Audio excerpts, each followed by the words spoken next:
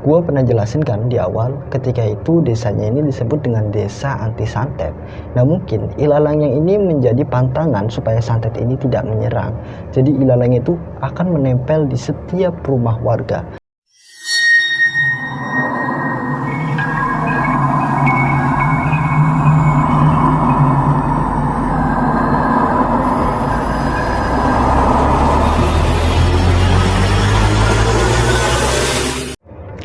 Assalamualaikum warahmatullahi wabarakatuh. Balik dengan gua Restu Wiraatmaja dalam channel Catatan Wira. Nah, pada episode kali ini Catatan Santet akan membahas tentang sedikit mengenai santet malam satu suro. Pasti kalian udah pernah baca dong tweet gua yang berjudul Santet Malam Satu Suro. Ini cerita juga lumayan epic sih menurut gua, karena kejadian ini gak keduga banget dan hampir semuanya itu menjadi korban dari keganasan santet tersebut. Bagaimana ceritanya? Ini dia kisi-kisi santet malam satu suro.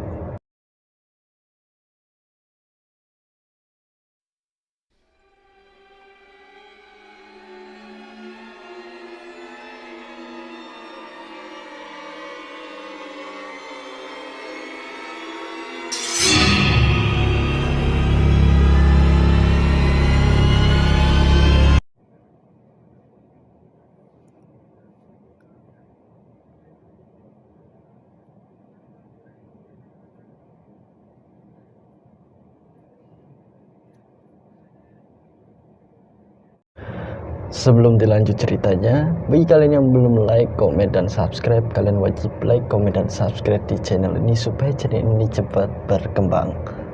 Kisah ini berawal pada tahun 1970 di daerah Jawa Tengah. Jadi, di situ ada sebuah desa. Desanya ini disebut dengan desa anti santet. Kenapa bisa disebut dengan desa anti santet?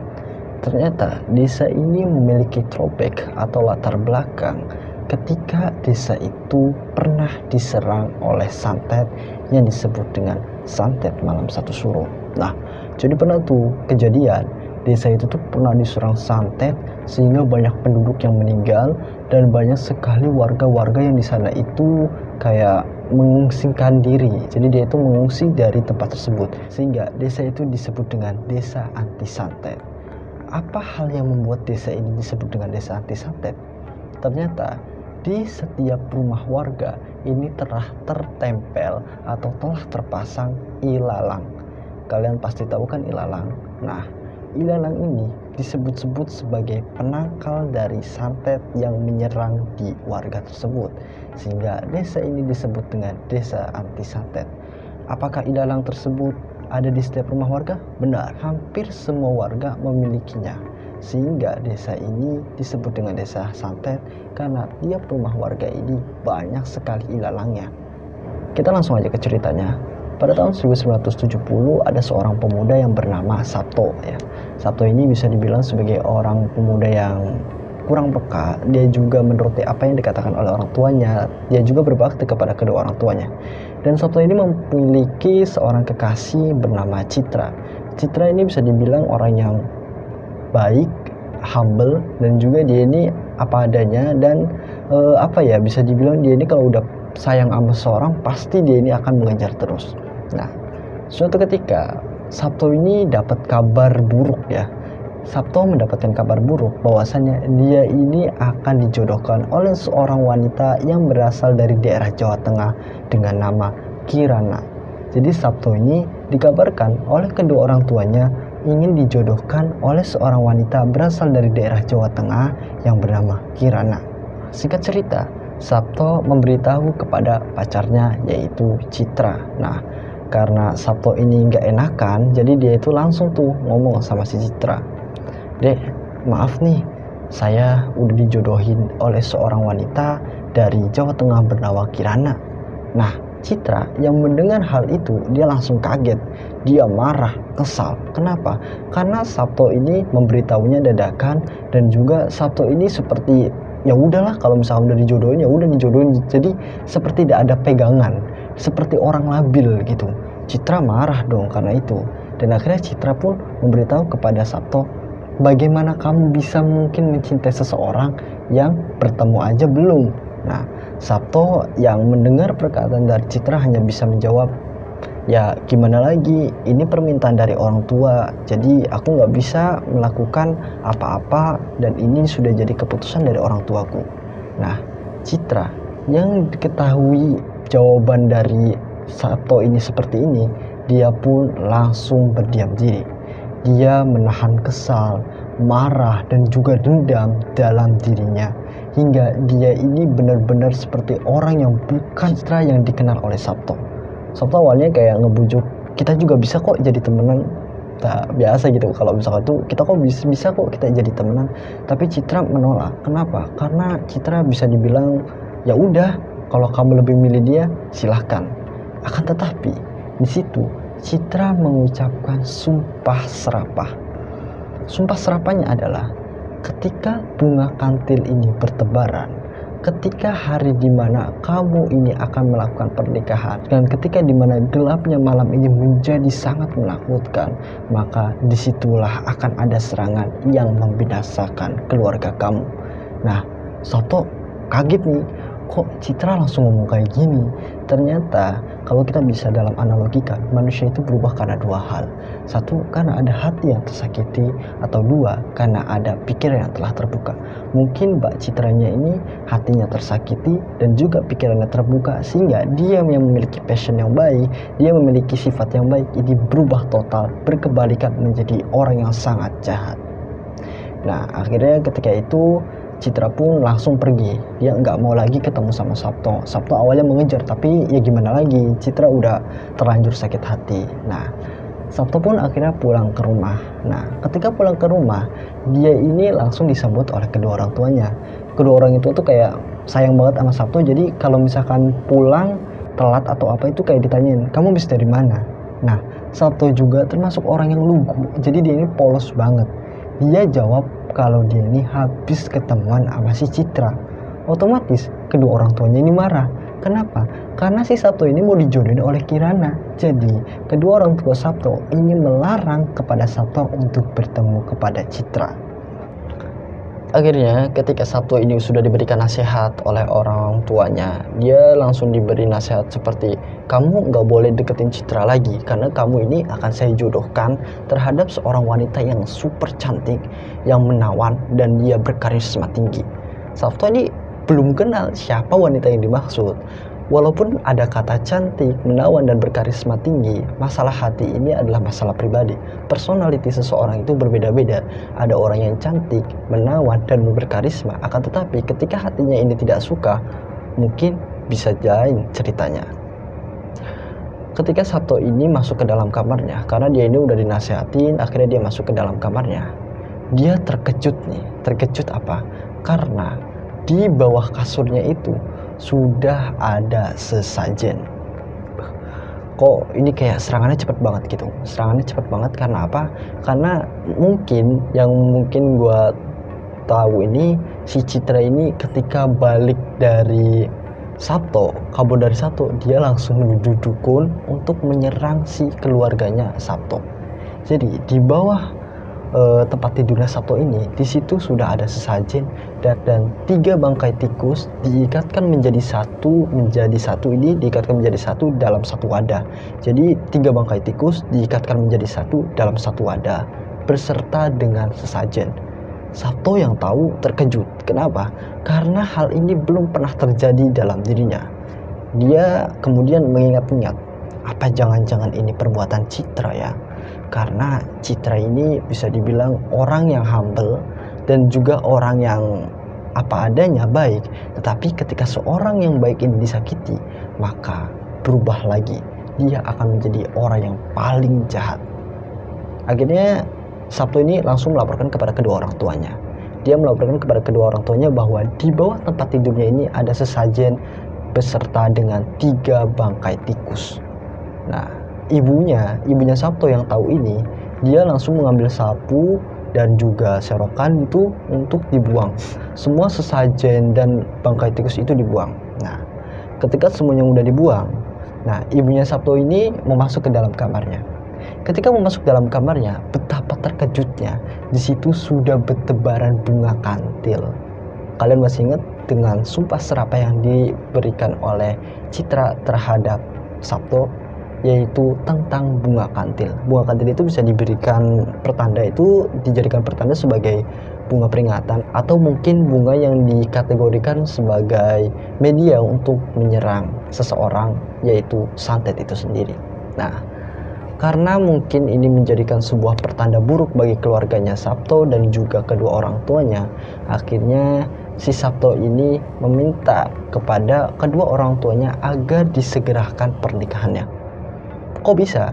Karena ketika pernikahannya ini akan dilama-lamakan, maka serangan demi serangan akan terus berjalan. Oke, to the point ya.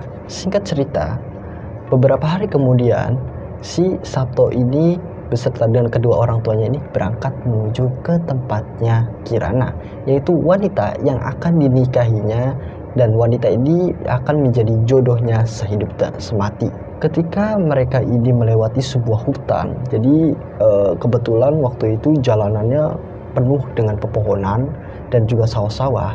Nah, di situ Sabto melihat seorang wanita menggunakan dress serba hitam, dan juga dia ini menggunakan seperti hijab berwarna hitam. Dia ini sedang berada di tengah jalan. Nah, kebetulan waktu itu keluarga Sabto ini naik mobil, dan ketika melihat ada seorang wanita yang berada di tengah jalan dengan menggunakan dress hitam dan hijab hitam, nah si mobil ini langsung berhenti mendadak. Nah, si supirnya yaitu merupakan tangan kanan dari bapaknya Sabto bernama Maman. Maman ini tipikal orang yang cerdas, orang yang teliti juga, hati-hati juga. Dan karena ketika dia tahu bahwasannya di depannya ini ada seorang wanita dengan menggunakan dress hitam, berbaju hitam dan juga berhijab hitam, dia langsung berhenti dan mengerem mendadak. Ketika mobilnya ini ngerem mendadak, Sabto ini nyengik-nyengik nih, ada apa ini kok berhenti ngedadak gitu, ada apa? Nah, ketika Sabto ngelihat di depan, ternyata wanita itu adalah Citra. Aneh, kok Citra bisa tahu tempatnya si Kirana tersebut? Apa jangan-jangan Citra dan Kirana adalah teman?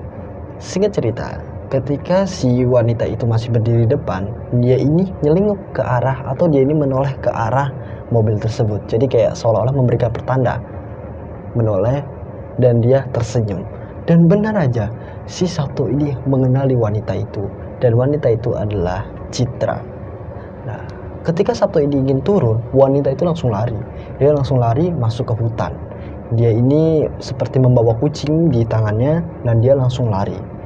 Bapaknya Sabto itu kebingungan, kok Sabto itu kayak agak terkejut gitu, kenapa gitu. Akhirnya Sabto ini memberitahu bahwasannya wanita itu adalah Citra, yaitu mantan kekasihnya. Ketika mereka ini mau masuki desa, nah di desanya ini unik juga menurut gua. Uniknya kenapa?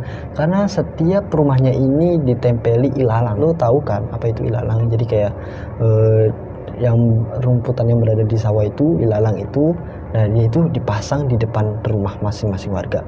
Kok bisa? Kenapa? Ternyata ilalang ini merupakan sebagai tanda untuk menghindari santet tersebut. Jadi gue pernah jelasin kan di awal, ketika itu desanya ini disebut dengan desa anti santet.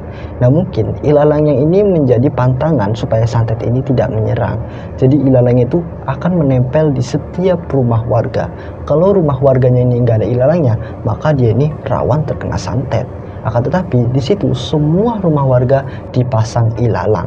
Ketika Sabto dan juga keluarganya ini, mobilnya ini masuk ke dalam pedesaannya si Kirana ini, tepatnya Kirana. Nah mereka ini sudah disambut nih, sudah disambut dengan keluarga dari Kirana. Nah sudah disambut, semua sudah disiapkan, dan yang menyambutnya itu adalah Ramli. Ramli ini merupakan tangan kanan dari orang tuanya Kirana. Ramli langsung mengarahkan Sabto, kedua orang tua Sabto dan juga Maman untuk menuju ke rumahnya Kirana. Baru tuh ketemu antara Kirana dan juga si Sabto ketemu. Yang awalnya yang dikatakan cantik, yang awalnya dikatakan orang ini mempunyai karisma tinggi, yang katanya ini merupakan orang yang turunan ningrat atau memiliki keturunan yang bagus. Dan memang itu fakta. Jadi Kirana ini sangat cantik sekali. Sampai-sampai si Sabto aja belum pernah ngelihat wanita secantik Kirana. Jadi ketika Kirananya keluar dari kamar, Sabtonya baru datang. Dan di situ tuh kayak pertama kali jatuh cinta gitu. Jadi kayak seolah-olah Sabto ini yang tadinya masih mengingat-ingat Citra ini sudah terkikiskan. Kenapa? Karena dia sudah melihat sosok wanita yang begitu cantik dan anggun, dan itu adalah Kirana. Akhirnya mereka berdua ini kayak ngebahas kapan nih pernikahannya, karena udah jauh-jauh kan kapan pernikahannya, seolah-olah kayak ayo kita cepet-cepet dinikahkan saja karena takutnya ada apa-apa gitu kan. Selagi ada banyak kejadian-kejadian aneh ketika berada di rumah kedua orang tua Sabto, kedua orang tua Sabto bilang bahwasanya kita ini pernikahan seperti ada yang tidak menyukai, pernikahan kedua anak kita ini seperti ada yang tidak menyukai. Dan hal itu memang dibenarkan juga oleh orang tuanya Kirana. Kenapa? Karena pernikahan yang dilakukan oleh orang-orang yang berkarisma tinggi, orang yang cantik, kembang desa, atau juga orang yang punya keturunan yang bagus, itu pasti banyak orang yang tidak menyukai. Akhirnya pernikahan dilanjutkan di hari esok. Jadi pernikahan akhirnya diputuskan di hari esoknya. Jadi setelah mereka datang, semuanya menginap, dan keesokan harinya mereka ini menikah. Kenapa? Karena Sabto ini mungkin keluarganya dari jauh ya, jadi dia nggak mungkin bolak-balik, dan juga dia tidak membawa beberapa keluarga, hanya orang-orang itu aja. Dan ketika pernikahan itu terjadi, kejadian yang mengejutkan terjadi. Kalian tahu kan, biasanya kalau orang habis nikah itu kan ada kayak rame-ramean gitu, rame-rame ya kan, kayak semisal orang apa ya, rame-ramean itu untuk menarik perhatian warga, untuk menarik perhatian tamu. Dan di situ ada satu tamu yang sangat familiar sekali. Siapakah dia? Dia adalah Citra. Jadi Citra ini merupakan teman dekatnya Kirana. Citra teman dekatnya Kirana, dan Citra itu belum tahu bahwasannya Kirana ini yang akan dinikahkan oleh Sabto. Nah di situ tuh ketika mereka bertemu, Citra hanya bisa tersenyum ke arah Sabto. Kebetulan Kirana kaget tuh, kok kamu langsung senyum sih? Si Citra hanya bisa kayak terdiam, dia nggak mau ngungkapin siapa sih sebenarnya Sabto. Ditanya tuh Sabto oleh si Kirana ini, mas kenal wanita ini? Nah Sabto yang kebetulan dia tahu kalau wanita itu adalah mantannya sendiri, dia hanya bisa terdiam. Kenapa? Karena dia tidak mau ngasih tahu terhadap Kirana bahwasannya Citra dan Sabto ini putus gara-gara dijodohkan oleh orang tuanya dan dinikahkan oleh Kirana. Jadi semuanya ini tidak diketahui. Akan tetapi ternyata si Citra ini punya tujuan tertentu. Jadi kalian ingat kenapa Citra ini datang ke pernikahannya Mas Sabto dan juga Mbak Kirana? Ternyata Citra mendatangi ke pernikahannya Mas Sabto dan Mbak Kirana adalah untuk menyerang kedua orang tua Sabto. Unik banget kan? Si Citra mendatangi ke tempat pernikahannya Sabto dan juga Kirana hanya untuk satu tujuan, yaitu membunuh kedua orang tua Sabto. Bagaimana kelanjutannya? Kelanjutannya ada di part 2 Santet Malam Satu Suro. Bagi kalian yang belum like, komen, dan subscribe, kalian wajib like, komen, dan subscribe di channel ini supaya channel ini cepat berkembang.